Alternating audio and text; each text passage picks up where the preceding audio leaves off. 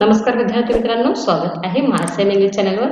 आज आपण बघणार आहे इयत्ता 6वी माय इंग्लिश बुक, इयत्ता 6वी क्लास 6 त्याच्यामधील युनिट 1.1 सॉंग्स ऑफ हॅपीनेस। हे आहे बघा study tour 1 unit 1.1 songs of happiness म्हणजे आनंदाचे गाणे।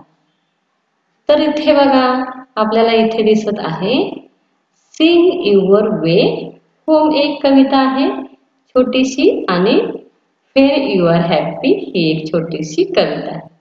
तर बघा म्हणजे पोएम आहे for you are happy, for you are happy and you know it clap your hands, for you are happy, for you are happy and you know you clap your hands.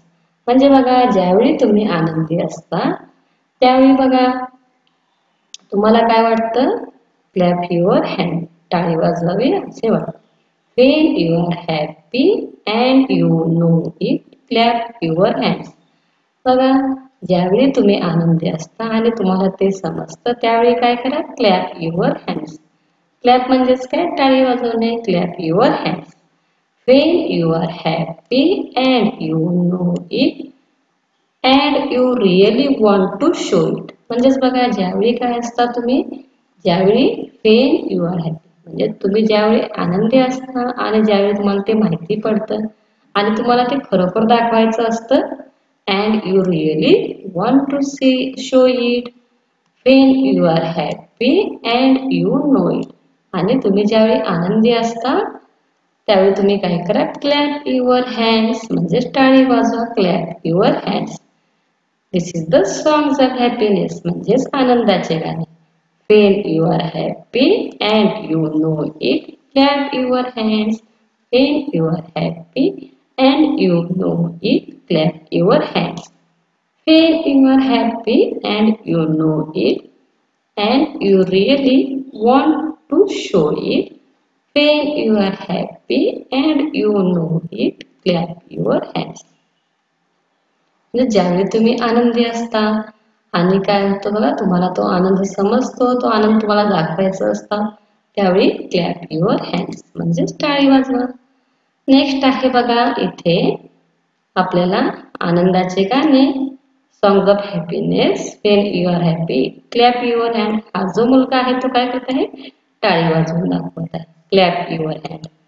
Next आहे बघा sing your way home, sing your way home, sing your way home at the close of the day, sing your way home, drive the shadows away, drive the shadows away, smile every mile for whenever you roam, it will brighten your road, it will lighten your load and if you sing your way home। म्हणजेच बघा ज्यावेळी तुम्ही काय करत असता, घरी जात असता त्यावेळी काय करता बघा, at the close of the day म्हणजेच दिवसाच्या शेवटी ज्यावेळी आपण घरी जात असतो, sing your way, drive the shadow म्हणजेच काही निगेटिव्ह विचार वगैरे जे असतील, शॅडो असतील ते काय करा मनातून काढून टाका। स्माईल एव्हरी माईल तर काय करा आनंदी राहा, स्माईल करा। For fair you roam, it will brighten your road आणि ते काय होईल त्याच्यामुळे आपल्याला आपला मार्ग ब्राईट दिसेल, लाईटन युअर लोड आपल्याला काही लोड असेल तर तो काय होईल बघा कमी होईल। इफ यू सिंग युअर वे काय करा तुम्ही गाणं म्हणाल त्यावेळी काय होईल बघा, तो जो लोड वगैरे असेल तो काय होईल कमी होईल। Smile every mile, this is the sing your way home.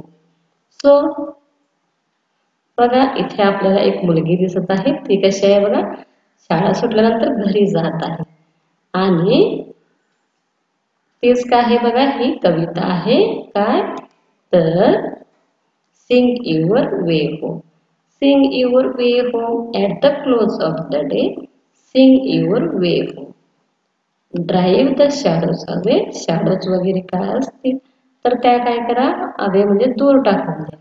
Smile करा, एव्हरी माइल, प्रत्येक माइलला काय करा, स्माइल करा. It will brighten your road, आणि त्याच्यामध्ये तुमचे रस्ते, जे तुमचे जे मार्ग आहेत ते चमकतात असे तुम्हाला वाटेल. त्याच्यामुळे लोड जे आहे ते काय होईल, लाईटन होईल, म्हणजे कमी झाले असे वाटते.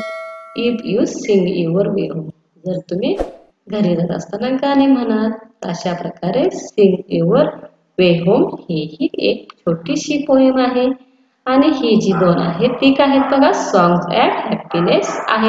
तुम्हाला जर व्हिडिओ आवडला असेल तर आमच्या चॅनलला लाईक करा, शेअर करा, सबस्क्राईब करा आणि जास्तीत जास्त विद्यार्थ्यांपर्यंत हा व्हिडिओ पोहोचवा. Thank you for watching.